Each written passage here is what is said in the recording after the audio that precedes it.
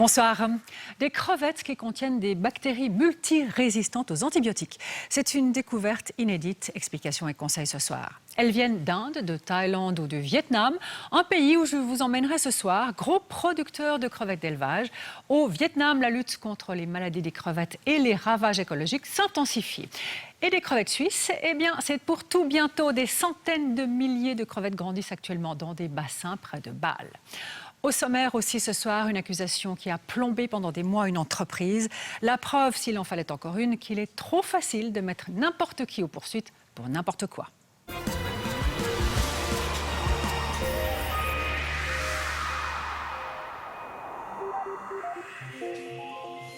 Elles ont des jolis noms, les crevettes, dont les Suisses sont friands, peut-être que vous aussi. C'est le produit de la mer le plus consommé après le saumon et les bâtonnets de poisson. Ça, c'est pas très gastronomique. On en a acheté quelques-unes pour vous montrer les variétés. Il n'y a pas que les mini crevettes roses, crevettes cocktail assez courantes comme celles-ci qui sont cuites. Vous avez aussi des petites grises ici. Vous avez des carabineros là. Vous avez des black tiger ou géantes tigrées. Vous avez aussi des crevettes bouquets plus ou moins grosses et puis des queue bleue, quelques exemples, et vous avez autant de sauvages que d'élevage sur ce plateau.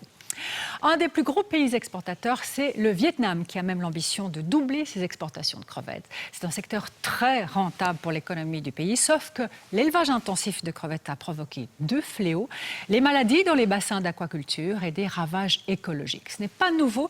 Ce qui l'est davantage, ce sont les initiatives prises au Vietnam pour améliorer les choses. Sophie Lagrange et Vanessa Babst vous emmènent d'abord ce soir à Ho Chi Minh Ville, puis dans le delta du Mekong.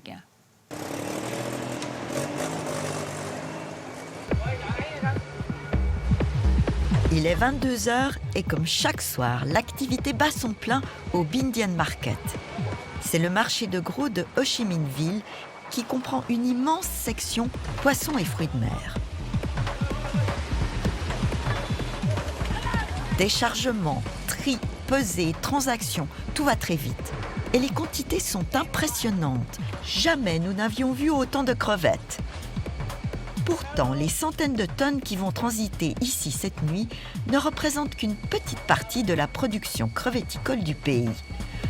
Juste de quoi satisfaire la consommation locale, car ici on aime manger les crevettes toutes fraîches.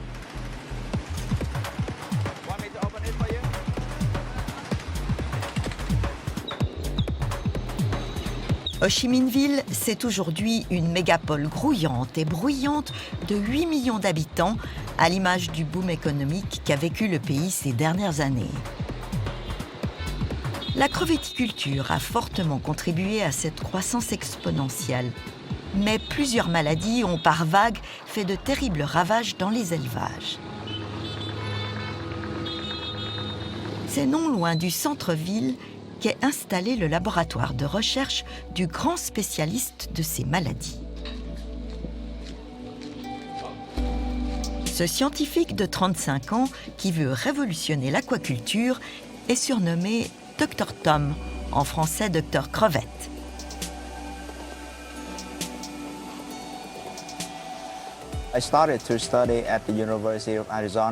J'ai commencé à étudier à l'Université d'Arizona en 2010. Exactement à ce moment-là, il y avait en Asie une maladie mystérieuse qui causait d'énormes pertes économiques dans les élevages de crevettes. Des millions de dollars de pertes. Et l'Université d'Arizona a commencé à enquêter et j'ai eu la chance de faire partie de l'équipe. Cette maladie, appelée EMS, Early Mortality Syndrome, se déclarait dans le mois qui suivait la mise en bassin de grossissement des bébés crevettes et en faisait mourir plus de 70%. Finalement, on a trouvé que cette maladie est causée par une bactérie qui porte des gènes toxiques. Ça a vraiment été une grande découverte à ce moment-là. D'autres découvertes ont suivi, toujours motivées par sa préoccupation principale, la santé de ces petites créatures. Vous voyez cette partie? C'est le cœur qui bat. L'hépatopancréas et l'intestin. Alors, quand la crevette est en bonne santé, on doit voir tous les organes fonctionner correctement. À la base, les crevettes sont fragiles, sensibles, mais elles sont très prévisibles si on comprend ce dont elles ont besoin. Et ces besoins n'ont plus de secret pour cet expert à la renommée internationale qui est revenu au Vietnam dans un but bien précis. Le Vietnam est un des plus grands producteurs d'aquaculture au monde. L'élevage de crevettes est très important pour l'économie et pour des centaines de milliers d'éleveurs. Pourtant, nous n'avons pas de grands moyens de recherche, ni de services techniques pour les éleveurs.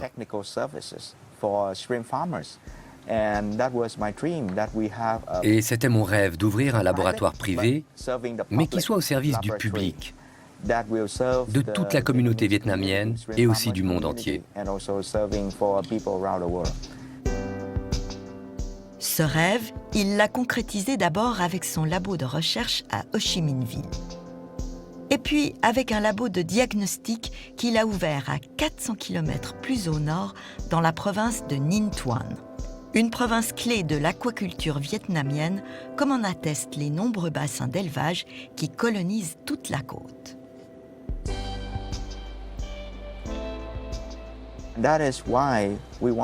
C'est pour cette raison qu'on a voulu installer un labo ici, car ainsi les gens ont accès à tous les services techniques. Ils peuvent faire contrôler les crevettes mères, leur nourriture et les post-larves. Les éleveurs peuvent faire les prélèvements, les envoyer au labo et avoir les résultats dans la journée. Identifier rapidement les pathogènes responsables de maladies, c'est donc la première mesure qui permettra, selon l'Octrane, de rendre l'aquaculture intensive plus efficace. Et pour éliminer ces pathogènes, pas question de recourir aux produits chimiques et autres antibiotiques. Les éleveurs doivent absolument trouver des solutions pour sauver leur récolte. Et les produits chimiques, les antibiotiques, pourraient être une option. Mais nous, en tant que chercheurs, nous savons que ce n'est pas une solution à long terme. Prévenir plutôt que guérir, voilà sa stratégie. Et cela grâce aux probiotiques, ces micro-organismes vivants qui ont de nombreux effets bénéfiques sur la santé des crevettes comme celle des humains. Les probiotiques peuvent être donnés directement aux animaux, mais aussi utilisés pour traiter l'eau et pour garder un environnement propre, afin que les animaux survivent et restent en bonne santé. Nous avons obtenu de bons succès et on essaye d'éduquer la communauté à l'usage efficace des probiotiques.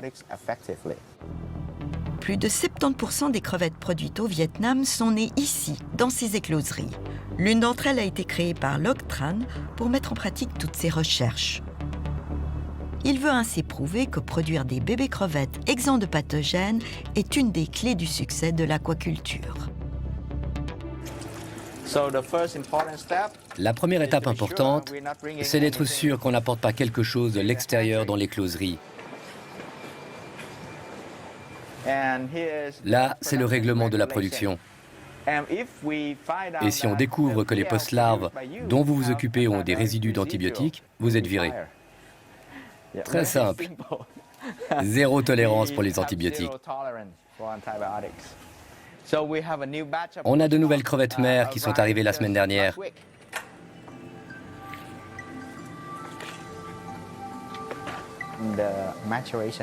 Le bassin de maturation est un environnement entièrement contrôlé, avec la température exacte pour une meilleure performance des crevettes mères. Elles préfèrent la nuit. Voilà une femelle. Vous voyez ses ovaires orangés bien développés le long du dos. Magnifique. Nous étions surtout soulagés de voir que ces crevettes mères avaient encore leurs deux yeux. Car couper un œil aux femelles est une pratique courante dans les écloseries du Vietnam et d'autres pays producteurs. Si on leur enlève un œil, elles vont produire davantage d'œufs. Mais elles seront plus faibles, car on leur inflige une blessure qui peut être une porte d'entrée pour une infection. Par ailleurs, je pense que les femelles, qui produisent trop d'œufs par ponte, vieillissent très vite.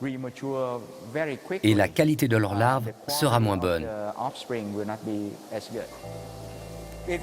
Si elles pondent moins, on gagne un peu moins d'argent, mais elles sont en meilleure santé et plus heureuses. Venez par ici. Une femelle peut pondre entre 50 000 et 1 million d'œufs qui éclosent au bout de 24 heures et donnent naissance à de minuscules larves.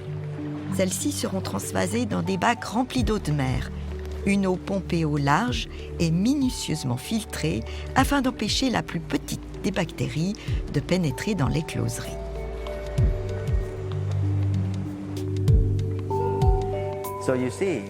Vous voyez, ici l'eau est brun foncé.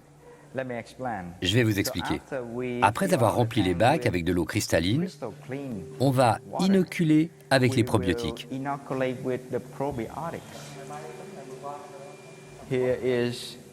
Et voilà des larves seulement quelques jours après la mise en bassin. D'ici 10 jours, elles vont se métamorphoser en bébés crevettes. C'est ce qu'on appelle des PL, c'est-à-dire des post-larves. Regardez, ces PL sont prêtes à être récoltées. Elles font environ 10 mm de long et elles ont passé le contrôle qualité.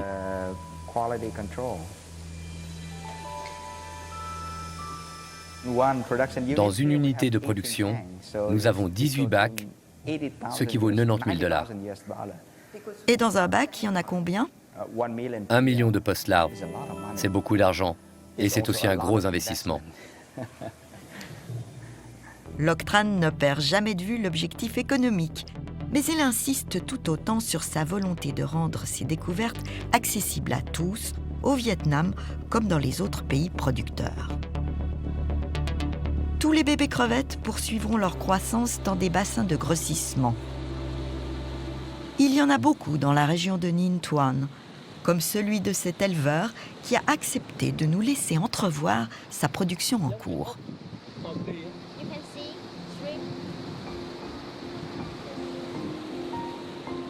Pour récolter les crevettes, l'eau des bassins d'élevage est évacuée vers la mer. Et ça n'est pas perdu pour tout le monde. Ainsi, ce couple y cherche de quoi nourrir ses canards. Et surprise, il a même trouvé pour sa propre consommation quelques jolies crevettes bien vivantes.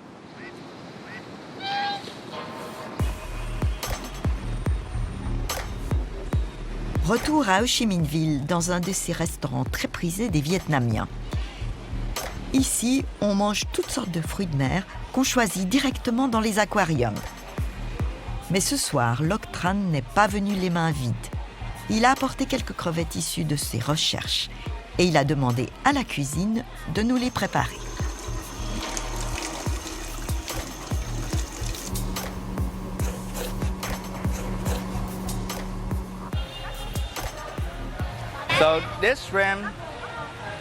Cette crevette a été produite avec une post-larve de notre laboratoire. Et cette crevette vient du restaurant. Vous voyez la différence? Parce que celle-ci est une crevette d'élevage. Et elle a un potentiel génétique de grossissement supérieur à cette crevette sauvage. Elle est plus grosse. Et vous voyez la couleur. Donc on peut faire beaucoup plus d'argent avec celle-ci. Et le goût dans tout ça? Comment ça? Le goût. Le goût? Vous devez essayer.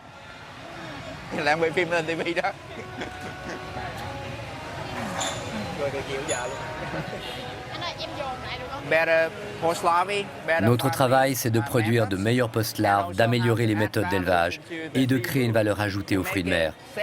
Qu'ils soient plus sûrs, plus frais, avec une meilleure traçabilité et plus de goût.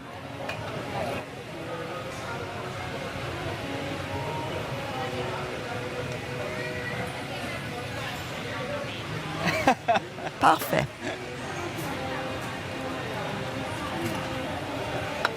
Perfect.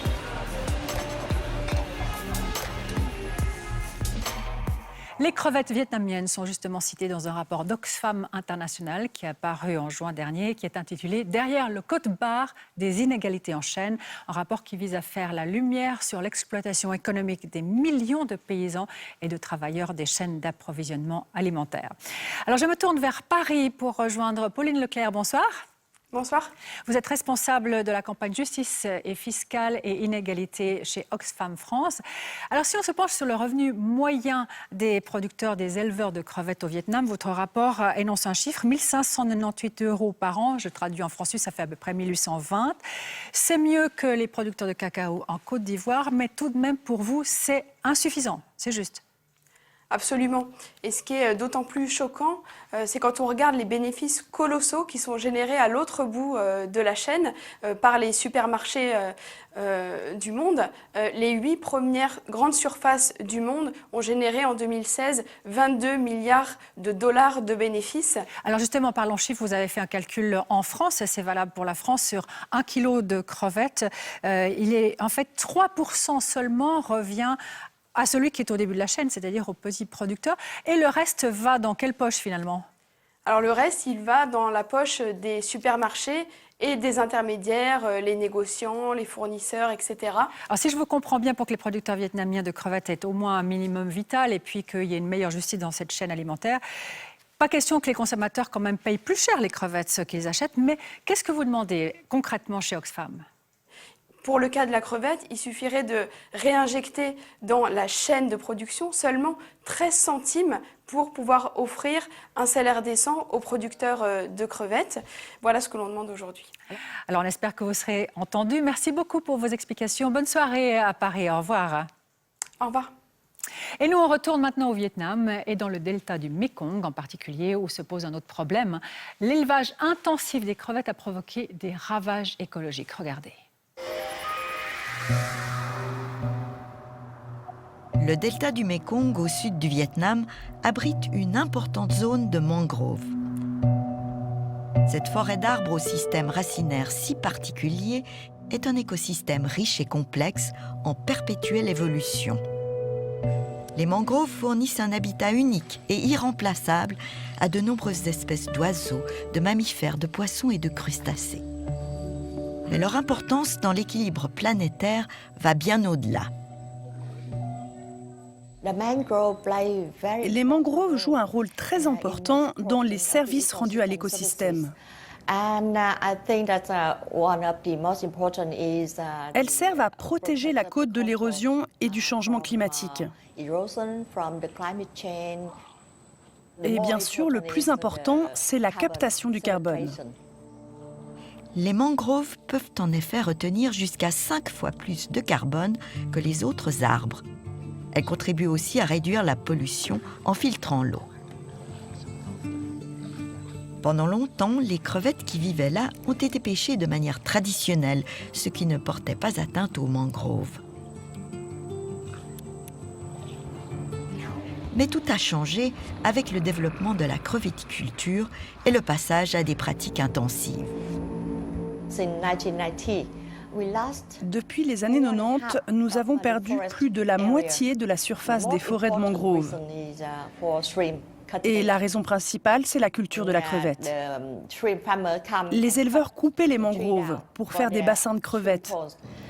Ils pensaient que plus il y aurait de surface, meilleure serait leur productivité.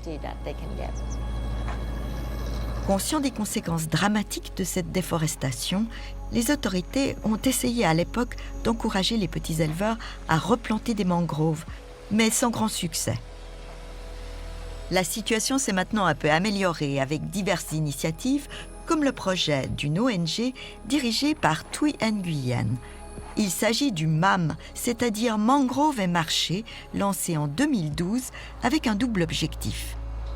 D'une part, proposer des solutions pour protéger et restaurer la forêt de mangrove, d'autre part, de soutenir les petits éleveurs.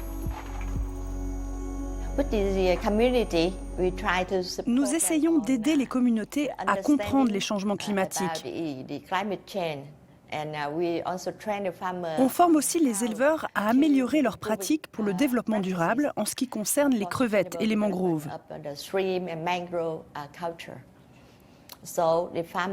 Donc maintenant, les éleveurs comprennent mieux et se portent volontaires pour cultiver et replanter les mangroves dans les bassins.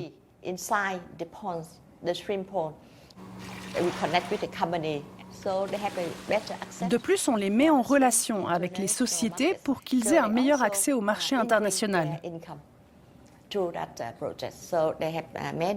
Donc, ils augmentent aussi leurs revenus avec ce modèle mixte mangrove et crevettes.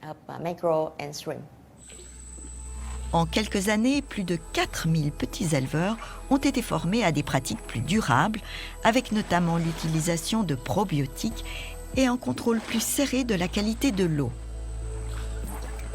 Grâce à un système de subvention, 80 hectares de mangroves ont déjà été replantés.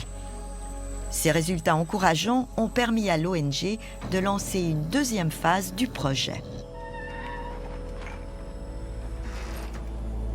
Dans cette région, selon le plan national, on doit replanter jusqu'à 60% d'ici 5 ans.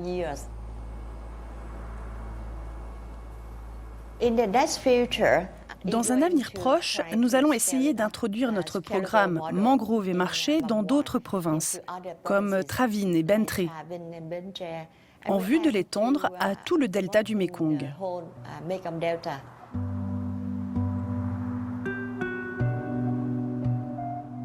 Initiative locale très intéressante, ce qui va aussi dans l'intérêt économique du pays, évidemment. Des crevettes d'élevage, il nous en arrive d'un peu partout, et pas que du Vietnam, évidemment. Bonsoir Stéphane. Bonsoir Manuel. Et c'est là qui réside tout l'intérêt de notre test, de savoir si certaines de ces crevettes sont porteuses de bactéries résistantes aux antibiotiques. Tout à fait, c'est nouveau. On avait déjà fait l'exercice avec du poulet, on avait trouvé des bactéries résistantes. Puis on s'est dit, les crevettes, elles sont en aquaculture avec des antibiotiques. Parfois, on va voir ce qu'il en est des bactéries résistantes. D'ailleurs, on entendra dans quelques minutes un spécialiste de la prévention et du contrôle des infections pour bien mesurer le danger que représentent ces bactéries spécifiques. Mais d'abord, les résultats qui sont plutôt étonnants, Stéphane. Oui, tout à fait. Alors, il faut préciser qu'on a fait ces analyses sur la base de crevettes crues. C'est important, des crevettes surgelées, décongelées, crues, mais jamais cuites. C'est très important. Et puis un autre élément important, c'est que les prix qu'on va donner dans le test que vous allez voir sont des prix calculés sur le poids net, c'est-à-dire sans la glace. Sans la glace. Donc, nous avons envoyé au laboratoire 17 exemplaires de crevettes crues, j'insiste. Les résultats positifs d'abord, 10 produits qui ne contiennent pas de bactéries résistantes aux antibiotiques. Regardez. On commence avec Aligro et les crevettes surgelées Solimar. Ces crevettes à pâte blanche sont les moins chères du lot. Elles valent 20 francs 65 au kilo et ne contiennent pas de bactéries résistantes problématiques. Provenance, Vietnam. Même magasin et même résultat pour des crevettes cette fois du Mozambique et vendues en vrac 23,60 le kilo. On passe à la COP, les Black Tiger Gold Star à 29,40 et les qualités prix à 32,50 sont tout aussi propres. Toutes bonnes aussi les Black Tiger surgelés de Denner à 24,95. On change de catégorie avec ces Opsy Blue, le labo ne trouve rien à redire, ce sont par contre largement les plus chers du test à 119 francs le kilo. Sans résistance non plus, c'est que de crevettes bio et décongelées, achetées en vrac chez Manor 69,50 le kilo, et les Tiriet des équatoriennes au prix de 29,75 le kilo dans la même enseigne. C'est tout bon aussi pour les queues de crevettes M classique de la Migros, 28 francs 15, et celle du magasin de surgelés Picard avec un prix net de 39,80 au kilo. Pas de souci avec ces 10 produits. En revanche, les 7 échantillons de crevettes que vous allez voir maintenant contiennent tous des bactéries antibiorésistantes. Nous les avons classés par magasin. Chez Aldi, ce sont des Escherichia coli ESBL que le laboratoire a trouvés dans des crevettes indiennes et surgelées de la marque Almar Seafood. Chez Aligro, le laboratoire identifie une autre variété de bactéries, des Klebsiella pneumoniae ESBL dans des Black Tiger surgelés. Ces Klebsiella, on les retrouve aussi dans des Black Tiger bio Naturaplan de la COP. On passe chez Lidl. Les Fisher's Choice décongelés et préemballés contiennent aussi des Klebsiella pneumoniae ESBL. Toujours chez Lidl, ce sont des Escherichia coli ESBL qui sont détectés dans un surgelé de luxe. Suit la Migros. Les crevettes surgelées de marque Pélican contiennent des Klebsiella pneumoniae ESBL. Enfin, le dernier produit concerné par ces bactéries vient aussi de la Migros. Il contient des Klebsiella ainsi que des staphylocoques dorés dans des queues de crevettes bio vendues en vrac. Des Klebsiella, des staphylocoques dorés multirésistants, c'est certainement pas des petites bactéries anodines. Bonsoir Stéphane Herbart, vous êtes professeur, médecin adjoint au service de prévention et contrôle des infections au HUG. Bonsoir, merci d'avoir accepté notre invitation. Alors pour vous, est-ce que le résultat de ce test que vous avez pu voir est inquiétant ou pas? Tout à fait. Oui. Écoutez, je ne suis pas un grand crevettologue. Vous êtes infectiologue. Infectiologue, mais c'est plutôt surprenant et même très inquiétant. On n'a pas l'habitude de voir des clepselles multirésistantes dans ce genre de produits. On sait que la chaîne alimentaire peut être contaminée par des colibacilles résistantes, les poulets, vous avez mentionné ça au début, mais d'avoir ce genre de crevettes contaminées à tel point, pour moi aussi, c'est vraiment une très mauvaise nouvelle. Alors, quel est leur pouvoir pathogène? Si j'ingère ce type de bactéries, qu'est-ce qui va se passer? Alors, tout d'abord, il faut dire que par la cuisson, ces bactéries peuvent être éliminées, diminuées, mortes. C'est-à-dire déjà, ça c'est le premier obstacle. Après, le deuxième obstacle, c'est qu'on ne tombe pas automatiquement malade. Ce n'est pas comme des bactéries pathogènes, les salmonelles, les shigelles, où on a tout de suite des symptômes de gastroentérite. Les klebsielles font partie de notre flore digestive naturelle, c'est-à-dire là, vous avez plutôt une contamination par des klebsielles beaucoup plus résistantes aux antibiotiques. Mais attention, dans un deuxième temps, au moment où vous êtes à l'hôpital, vous avez une appendicite, vous avez une infection urinaire, vous pouvez être infecté par ces germes et ça nous posera un grand problème thérapeutique. Parce que les antibiotiques qu'on pourrait me donner pour essayer de me guérir ne marcheront peut-être pas, c'est ça le problème. Tout à fait. C'est-à-dire qu'il y a des antibiotiques qu'on utilise tous les jours qui ne fonctionnent plus. Stéphane, est-ce que le labo nous dit si ces contaminations sur les crevettes elles-mêmes sont des contaminations fortes ou est-ce que c'est mince? Alors, le labo ne nous donne pas de dose minimale. Il n'y a d'ailleurs pas de prescription en la matière. Ce que nous dit le labo, c'est qu'on ne devrait pas les trouver. Et d'ailleurs, il y a certains producteurs qui arrivent à ne pas en avoir et d'autres qui en ont. Alors justement, les distributeurs, les 5, vous les avez interpellés, qu'est-ce qu'ils nous disent? Alors, que ce soit pour les crevettes bio ou les crevettes d'aquaculture certifiées ASC, Migros, Aldi et Aligro indiquent que l'utilisation d'antibiotiques est interdite. Oui. Donc, il ne devrait pas y avoir de problème. Mais Migros, Aldi et Aligro précisent aussi que ces bactéries résistantes peuvent soit provenir de l'environnement, soit de l'eau de l'aquaculture. Alors, on a vu qu'il y a des crevettes bio qui sont contaminées. C'est quand même un peu un scandale, ça. Elles ne devraient pas être labellisées comme ça. Oui, tout à fait. Alors, Coop réagit pour ces crevettes bio de manière assez laconique en disant respecter les prescriptions légales et que ces crevettes peuvent être consommées sans difficulté. Et puis, que nous dit Lidl de son côté? Alors, Lidl nous dit de son côté que les prescriptions d'hygiène sont inscrites sur l'emballage et qu'on peut éliminer ces bactéries avec la cuisson, ce que nous disent aussi tous les autres commerces. D'accord. Alors, il faut les cuire, nous disiez-vous, professeur, mais est-ce qu'on sait à partir de quel degré de cuisson elles vont être éliminées, ces bactéries qu'il vaudrait mieux ne pas avoir? Alors, ça dépend. Pour certaines bactéries, c'est déjà 60-70 degrés, mais c'est vrai, à l'intérieur, on ne sait pas s'il y a aussi une contamination un peu à l'intérieur de ces crevettes. Et c'est là où, justement, ce qui manque, c'est de savoir est-ce qu'il y a quand même encore quelques bactéries qui survivent. Et aussi, deuxième point, c'est aussi la manipulation. Je pense que beaucoup de consommateurs savent que s'ils manipulent, s'ils cuisinent des poulets, il faut bien se laver les mains. Par contre, avec les crevettes, ce n'est pas un message déjà qui... Il faudrait faire la même chose, alors? Tout à fait. Laver les plats, les ustensiles, se laver les mains. Ouais, d'accord. Et puis les cuire beaucoup, mais c'est bien parce qu'après elles deviennent dures et immangeables. Alors c'est pas formidable. Alors ça, vous demandez à un gastronome pour savoir exactement. C'est-à-dire que est-ce que la cuisson, la friture, quel est le mieux? Mais certainement, il ne faut pas les consommer de manière crue, c'est sûr. Donc tout ça vous inquiète, mais est-ce qu'on a quand même des solutions de secours si on est contaminé par des bactéries multirésistantes comme on vient de le voir? Oui, disons, il faut bien souligner. On a encore des antibiotiques qu'on peut donner. Oui, on ne va pas affoler tout le monde. C'est plus compliqué. C'est des antibiotiques qu'on doit donner par le goutte à goutte, en intraveineux. Oui, vous l'avez dit. Et ça veut dire que c'est des fois des antibiotiques qui sont beaucoup plus difficiles, des fois même un peu toxiques à appliquer. Et ce qui est aussi très important, ce genre de bactéries résistantes peut devenir encore plus résistante. Et là, ça, c'est ce qu'on craint, parce que, par exemple, en Chine ou dans d'autres pays en Asie du Sud-Est, ils ont même attrapé encore d'autres résistances. C'est-à-dire que c'est un peu une évolution qui annonce plutôt un peu un scénario presque catastrophique. C'est ça ce qui fait peur. Donc, à retenir chez nous, en tout cas, merci pour vos explications. Lavons-nous les mains, cuisons bien ces crevettes, et puis lavons tout ce qui est dans la cuisine et qui a touché les crevettes. Merci beaucoup pour vos explications. Stéphane, bonne soirée aussi. Bonne soirée. À très bientôt. Merci, bonne soirée. Et des crevettes suisses, eh bien, c'est pour tout bientôt. Des centaines de milliers de crevettes grandissent actuellement dans des bassins près de Bâle. Rheinfelden, dans le canton d'Argovie. Une charmante petite ville au bord du Rhin, avec son quartier historique et ses ruelles pavées. On y vient pour les bains thermaux et pour découvrir le berceau d'une grande marque de bière helvétique.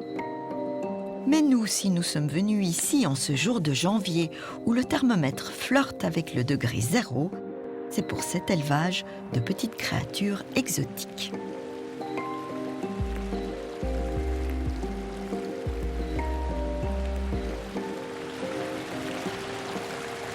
Voici la première génération de notre élevage de crevettes. Elles ont quel âge là? Ces crevettes ont à peu près 4 mois.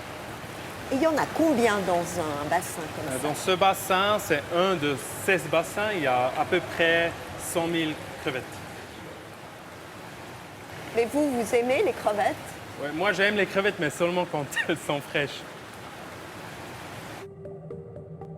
Proposer des crevettes fraîches aux consommateurs, c'est justement l'idée à la base de cette start-up qui prévoit d'en produire 60 tonnes par an.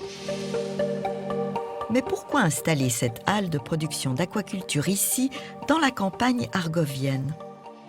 Un des critères les importants, c'est qu'on a un partenaire ici à Rheinfelden, et ce sont les salines suisses. On utilise leur chaleur. C'est une énergie thermique de rejet qu'on peut utiliser ici intégralement pour chauffer nos 16 bassins. L'eau est chauffée à 28 degrés pour le confort des crevettes. Et cette eau est bien sûr salée avec le sel des salines voisines. Swiss Shrimp affirme qu'ainsi, le bilan carbone des crevettes élevées ici est réduit de moitié par rapport à celui des crevettes importées congelées. C'est parce qu'on a bien choisi nos ressources telles que le sel, la chaleur, l'oxygène qui vient aussi de la région, l'électricité hydraulique et aussi la nourriture qui est biologique. Est-ce que ces crevettes qui vont sortir d'ici seront des crevettes suisses bio?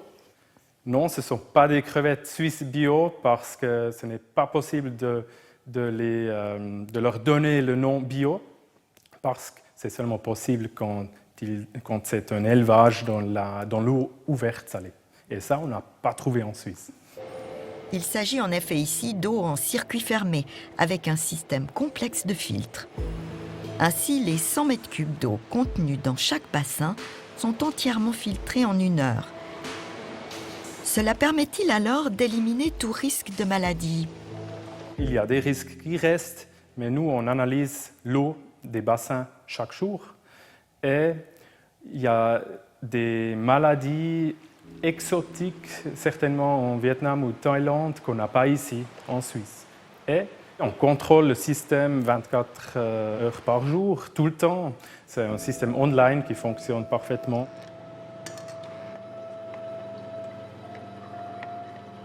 Cette production de crevettes à pâte blanche est organisée en roulement dans les 16 bassins. Les post-larves sont apportées du Portugal et d'Espagne et mettent 6 mois pour atteindre leur maturité, soit un poids d'environ 23 grammes. La première récolte aura lieu dans quelques semaines. On va vendre nos crevettes au commerce de détail, et plus tard aussi à la gastronomie, mais on peut aussi les acheter online et les venir chercher ici.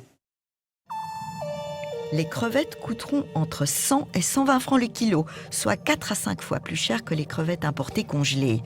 Reste à voir si les consommateurs seront prêts à payer ce prix.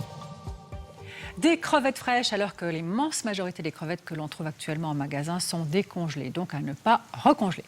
Bonsoir Jean-Marc Bessire. Bonsoir. Les produits de la mer n'ont plus de secret pour vous. Avec votre épouse, vous tenez le restaurant Le Cigallon à Tonnay. Appelé, c'est ce qu'on peut lire sur votre site, modestement le temple du poisson. Alors vous travaillez exclusivement la crevette sauvage. Pour quelle raison? Pourquoi vous la préférez? Alors, c'est vrai qu'au Cigallon, on travaille la crevette sauvage. Moi, je la préfère parce qu'elle a plus de goût, elle est plus iodée que la crevette d'élevage. D'accord, mais elle est plus chère en même temps. Elle est beaucoup plus chère. Ouais. Alors, c'est un choix de qualité aussi. C'est vrai qu'il y a une différence de prix. D'accord. Alors, parmi toutes ces crevettes-là, on ne distinguera pas à l'œil nu celles qui sont d'élevage ou celles qui sont sauvages. Quel indice pourrait-on voir pour se dire, tiens, telle crevette, elle sera bonne et telle autre ne le sera pas? Alors, vous pouvez voir la couleur. La couleur vous fait envie. Si la vous voulez brillance. des crevettes, la brillance, ouais, c'est vrai. Bon, les couleurs, elles ont vraiment un beau rouge vif. Vous avez des crevettes crues, des crevettes cuites. Alors après, c'est un choix. D'accord. Et puis, je crois qu'il y a aussi important de voir les antennes, la séparation corps-tête. Oui, tout à fait. Donc, on voit qu'elles ont été bien traitées. Quand vous voyez les antennes qui sont bien droites, comme ça, oui. pas cassées, là, c'est magnifique. Faire attention, quand c'est un produit qui est décongelé, il s'oxyde rapidement, donc ça devient très vite noir entre la jointure de la tête et du corps. Donc dès que la crevette commence à être un peu noire sur la tête, n'achetez pas ce genre de produit. D'accord. Alors vous travaillez exclusivement, ou en tout cas spécifiquement, avec ces crevettes-là qui sont des Gambero Rosso de Sicile, que je ne trouverai pas en magasin, mais on en trouve des Gambero Rosso comme celle-ci qui, elle, a été pêchée au large du Maroc. Qu'est-ce qu'elles ont de particulier? Alors déjà, c'est une pêche sauvage, c'est une pêche... vous savez qu'il faut maintenant, avec les questions environnementales, de faire attention, de ne pas faire de la surpêche. Donc c'est pêché par des petites familles au large des côtes siciliennes. Et ce qui est avantageux et de qualité, c'est qu'ils les congèlent et les surgèlent directement sur le bateau. Vous êtes attentif à la pêche durable avec un label, hein, Oui, tout à fait. Voilà. C'est vrai qu'il y a tellement de labels, mais bon, il faut quand même avoir un peu de confiance et suivre un peu les pêches où ils font attention à ne pas vider les océans. Oui, on est tous sensibles à ça. Ouais. Tout à fait. Vous me disiez aussi en préparant cette émission qu'il faut bien regarder sur les paquets la dénomination IQF. Ça veut dire quoi? Oui, alors c'est pas compliqué, c'est-à-dire que c'est surgelé individuellement. Ça veut dire que si vous avez des paquets où il les surgèle en bloc avec de l'eau comme ça, déjà vous pouvez pas les prendre une par une, tandis que IQF, elles sont vraiment surgelées individuelles. Vous pouvez les sortir une par une et puis les décongeler à la minute plus facilement. Et on ne paye pas le prix de la glace, en tout cas moins. Voilà, en plus, la glace au prix de la crevette. D'accord. Merci beaucoup pour votre éclairage sur les crevettes et puis très bonne soirée à vous. Au revoir, merci. Merci de l'invitation. Au revoir.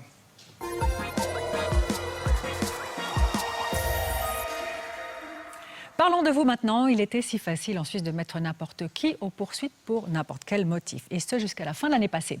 C'était vrai pour des particuliers, mais pas que. Alors pour l'exemple, une entreprise de Versoix dans le canton de Genève, spécialisée dans le gros œuvre, s'est retrouvée avec 2 millions de poursuites. Pourquoi? François Eger vous raconte la suite. La commune genevoise de Bellevue est connue pour sa vue sur le lac, ses belles villas et, malgré sa proximité avec l'aéroport de Genève, son calme et sa tranquillité. Depuis quelques années, cette zone résidentielle aux portes de Genève densifie son territoire avec de nouvelles constructions. Comme ce chantier démarré fin 2016. 2 immeubles qui offriront 22 appartements haut de gamme dans un quartier paisible de la commune. Mais la tranquillité, monsieur et madame Da Silva l'ont perdue depuis plusieurs mois.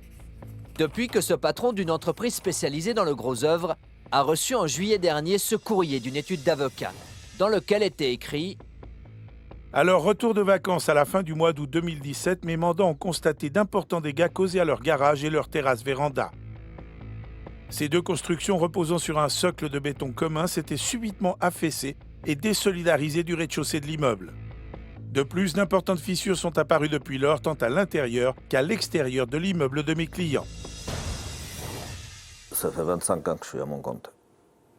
Et vous avez jamais eu de problème en 25 ans? Pas de ce genre-là. On a eu des problèmes, pas de ce genre-là. On s'est dit, c'est une erreur, ils vont vite s'en rendre compte, donc on n'a même pas répondu en fait. On s'est dit, très vite, ils vont se rendre compte que c'est pas nous. Le courrier précise en effet: Il a été porté à ma connaissance que votre société a agi en qualité d'entreprise générale dans le cadre de cette réalisation immobilière. Pour mes mandants, votre société est vraisemblablement responsable de ces importants dommages à leur immeuble. Sauf que Joachim Da Silva est péremptoire. Sa société basée à Versoix n'a jamais travaillé sur ce chantier, ni comme entreprise mandatée par le maître d'ouvrage, ni en tant que sous-traitant. Pour le garantir, je n'ai jamais travaillé pour ce promoteur, j'ai jamais travaillé. Je connais le promoteur, mais je n'ai jamais travaillé avec lui. J'ai fait une offre pour le dit chantier, mais c'est pas moi qui étais adjudicataire, donc c'est notre entreprise qui est adjudicataire. Pour eux, on avait travaillé sur ce chantier, donc on était les responsables. Et est-ce que vous avez travaillé sur ce chantier? Non, du tout. Jamais. Le propriétaire de ces parcelles et promoteur de ces immeubles, c'est la société Imola Kessa, spécialisée dans le développement de logements résidentiels sur l'arc lémanique. Pour mener à bien les travaux, le promoteur a mandaté sa propre société, FL Développement SA, spécialisée notamment dans l'entreprise générale et la planification de travaux. Nous avons contacté cette société. Elle confirme que l'entreprise Da Silva n'a jamais travaillé sur ce chantier. Elle fournit même une attestation écrite. Nous nous sommes rendus sur le chantier lui-même, toujours en travaux. Sur place, d'autres noms d'entreprises bien visibles, mais jamais la mention de Da Silva SA. On a de petits travaux par là dans la région de Bellevue. Ils ont vu peut-être nos camions, nos véhicules marqués Da Silva. Ils vont, c'est Da Silva qui sort du chantier. Ben, ils sont trompés. Mais ils n'ont pas voulu, l'avocat, il n'a pas voulu faire une enquête, savoir déterminer qui c'était. Une fois que je l'ai dit, affirmé qu'on n'était pas sur le chantier, continuer à s'acharner sur nous. Le problème remonterait à l'été 2017. L'avocat des propriétaires de villas détaille. De lourds travaux de démolition et de profonds forages ont ainsi été effectués dans le cadre de cet important chantier. D'importantes vibrations basse fréquence ont été ressenties dans les zones d'habitation alentour durant cette période, comparables à de petits tremblements de terre. Les villas qui auraient subi des dommages se situent derrière cette grue. Le problème, c'est qu'elle-même est à plusieurs centaines de mètres du chantier et qu'aucune villa adjacente aux nouveaux immeubles n'a saisi la justice pour les dommages évoqués. Moi, je pense que ces deux propriétaires de villas, ils ont des problèmes depuis longtemps. Et maintenant, ils essayent de trouver un bouc émissaire pour payer leurs dégâts. Dans son courrier, l'avocat demande à M. Da Silva de signer une déclaration de renonciation de prescription, un document qui donne plus de temps aux plaignants pour agir en justice. Cette pratique est courante, comme nous l'explique Maître Soucy, spécialiste des procédures judiciaires. Tout le monde, pour agir en justice, doit agir dans un certain délai. Ça peut être 1 an, 5 ans, 10 ans selon les cas. On doit agir dans ce délai, sinon on perd ses prétentions et on ne peut plus agir en justice. Si Joachim Da Silva refuse de signer ces déclarations, il s'expose aux mesures coercitives de l'avocat, à savoir des poursuites. C'est ce qui arrive quelques semaines plus tard. L'entrepreneur n'entre pas en matière, il reçoit 4 commandements de payer de 500 000 francs. Nous avons contacté l'avocat à l'origine de ces démarches. Il nous précise que seule la société Da Silva est responsable de la situation qui est aujourd'hui la sienne, soit d'avoir reçu des poursuites. Et de rajouter, il a pourtant été abondamment expliqué que tant qu'un doute existait sur l'implication même volontaire de leur entreprise, il ne nous était pas possible d'agir autrement pour sauvegarder les droits de nos clients. Les commandements de payer qui ont finalement dû être notifiés portent d'ailleurs la mention expresse de leur but, interruption de prescription. La justice devra déterminer si l'entreprise Da Silva SA a un lien quelconque avec ce chantier. Ce qui est sûr, c'est qu'avec 2 millions de francs de poursuites, la société subit depuis le début de cette affaire des préjudices importants. Il y a des nuits où j'en ai pas dormi, et évidemment, et puis ça nous bloque un peu dans notre métier. On ne peut pas répondre à certaines soumissions où actuellement on nous demande un acte de non-poursuite qu'on ne peut pas produire. Donc ça veut dire que cette histoire pourrait mettre en péril quelque part votre société ? Tout à fait, ça c'est sûr, oui, oui. Elle peut nous mettre en danger. Si on ne nous donne pas de travail, il va bien falloir qu'on finisse par licencier quelques personnes. Ça va être le résultat, ça va être ça. Lors de l'échange que nous avons eu avec l'avocat des plaignants, ce dernier nous a dit se baser sur les témoignages de ses clients pour impliquer l'entreprise Da Silva SA. Il demande aujourd'hui une expertise. Mais comment se fait-il qu'en Suisse, on puisse mettre en poursuite une personne ou une entreprise sans aucun élément de preuve ou une enquête préliminaire ? On a la possibilité d'introduire une poursuite contre quelqu'un sans se justifier d'aucune manière. On notifie un commandement de payer sur une simple déclaration en remplissant un formulaire et on n'a pas à prouver quoi que ce soit. Donc effectivement, ça peut conduire à des situations assez absurdes où on a des gens qui font des poursuites très à la légère. Et parfois, on a des cas extrêmes où c'est pour mettre la pression à quelqu'un, même tout simplement pour nuire. La justice se penchera courant février sur cette affaire un peu rocambolesque. Effectivement, au début de la semaine dernière, le tribunal civil de Genève a reçu les Da Silva et leur avocat, ainsi que les parties plaignantes. L'avocat dont nous avons parlé dans le reportage, lui, s'est fait remplacer. Verdict, la plainte est retirée, les poursuites devraient être levées. Les Da Silva demandent le remboursement des frais de justice. Que d'énergie et de soucis pour tout ça.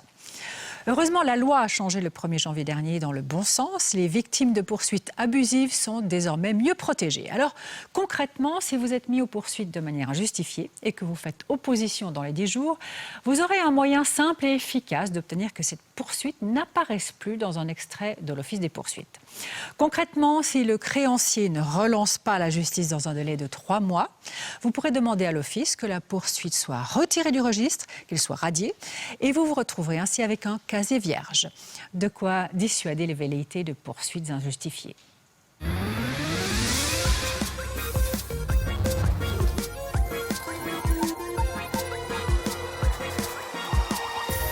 C'est un marché qui pèse près de 350 millions en Suisse et qui sent bon, enfin pas toujours, mais ça c'est très arbitraire. Qui n'a pas dans sa salle de bain un de ces petits flacons de parfum coûtant souvent plus que 100 francs?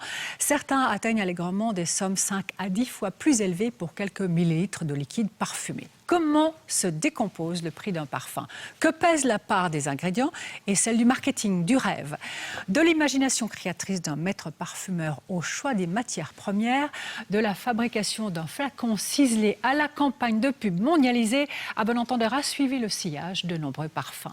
L'argent a une odeur, c'est mardi prochain. D'ici là, portez-vous bien. Très bonne fin de soirée.